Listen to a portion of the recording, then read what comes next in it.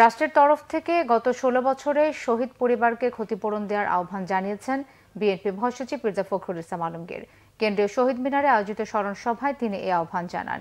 ছাত্র জনতার অভ্যুত্থানে এবং বিগত ১৭ বছর স্বৈরাচারের বিরুদ্ধে গণ আন্দোলনে যারা নিহত হয়েছেন তাদের স্মৃতির প্রতি শ্রদ্ধা জানিয়ে এই স্মরণ সভার আয়োজন করে বিএনপি।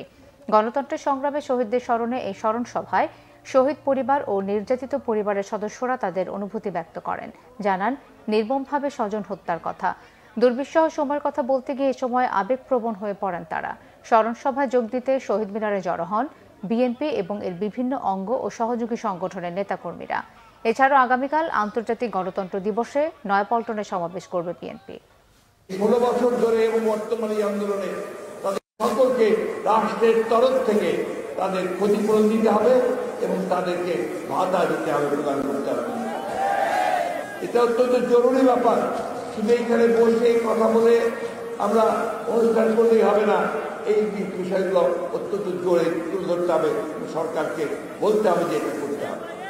দ্বিতীয়ত আরেকটি কথা আমি আজকে বলতে চাই যে ১৬ বছর ধরে আমরা যারা গণতন্ত্রের জন্য সংগ্রাম করছি, আমরা অত্যন্ত নির্যাতিত হয়েছি, নিপীড়িত হয়েছি। আমাদের প্রায় ৭০০ ভাই বোন তারা গুম হয়ে গেছে।